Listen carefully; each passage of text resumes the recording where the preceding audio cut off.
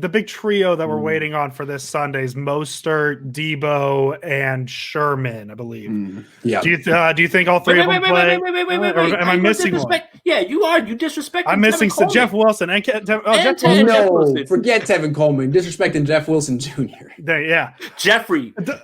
Jeffrey changed his name. Not Jeff anymore. I guess he's trying to step out of his dad's shadow. out of the 7 names we just listed, who do you think we're going to see on Sunday? Who do you think's not going to play Sunday?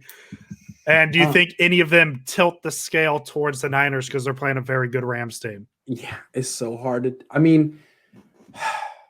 Richard Sherman, Jeff Wilson Jr., and Raheem Mostert technically are still on IR. Yeah, they practice today. They practice today. Saturday at 1. Yeah, so I would imagine they're going to stay on IR. Okay, and they can kind of like conceal their practice participation and keep it more of a secret, and then activate them on Saturday or whatever and play them. I would think that getting Debo and Raheem Mostert and Jeff Wilson Jr. back is a huge freaking deal. Yes. It's a huge freaking deal. I don't know how much they can play against the Rams, but having all 3 of them, it's the run game. Those 3. I don't care about Tevin Coleman and Jerick McKinnon. They're fine, but those 3 guys are playmakers. Jeff Wilson Jr.'s game against the Patriots was legendary. Yeah. Legendary. And Raheem Mostert's had plenty of games like that, and Debo Samuel's the best of all 3 of them. They can get all 3 of those guys back. With the way the defense is playing, I honestly don't care who's playing quarterback unless it's CJ Beathard. If it's anyone but CJ Beathard, they can win. CJ just finds ways to lose. I'm sorry. And then I guess the other quick follow up is, how do you feel about is it Justin School that's going to start at left tackle with Williams? Oh, that's good. I'm glad you brought that up. I'm scared. Is that who the presumed starter is at left tackle? I don't think this is. If this is going to be, you think this is going to be a 1 week thing with Trent Williams? I'm scared. Why would you come back? Like right now, you have to watch your health. He's a cancer survivor, and I'm not going to fault him at all if he wants to stay home at this point. Mm-hmm. So he would be like at risk. Yeah, is that the point? He's on. So he's a close contact. I think he's positive. I think he tested positive. Yeah. It's really weird, right? Some guys get tested positive, and then they're off the next week. Some guys are still on this list. Like Raekwon Armstead is still on this list, and he's been on it since week 1. It's so weird. So with him, I don't want to scare anybody, but I'm not expecting him back anytime soon. Well, let's go back to School real quick. Yeah. Because he was awful against the Packers, really, really awful. Yes, I think it's important to remember that and to keep that in mind when we evaluate Mike McGlinchey, because Mike McGlinchey has been similarly awful all year, and I think what we're seeing is that the loss of Joe Staley has had major effects on the whole offensive line. Mm-hmm. If Joe Staley hadn't retired, he would have been leading the offseason quarantine workouts.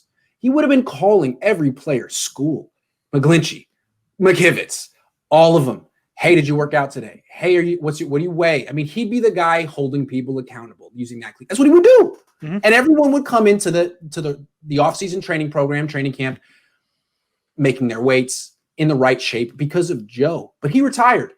And his replacement is Trent Williams, who's a great player, but not a 49er yet. Mm-hmm. He didn't do that. It wasn't necessarily his place to do that. No one did it. And what you were seeing is an offensive line that has no Joe Staley, no accountability. And I think maybe that's key to remember with McGlinchey. I think we're going to see the same thing with School. We got some light, underweight, not strong enough offensive linemen this year across the freaking board. Andrew, I'm scared. Mom, come pick me up. I'm scared. I don't want to think about that. Not as scared as Nick Mullins. Well, I'm going to flip it positively. Go for it. The Niners offensive line did pretty good against Aaron Donald in week whatever. Do you think they can do it again? Because that one kind of came out of nowhere because they came off a couple games where the line really struggled. And then all of a sudden Aaron Donald got shut down. Do you think that's something that could happen again Sunday? Well, let's remember how it happened. Mm-hmm. Jimmy Garoppolo threw for 44 air yards in that game.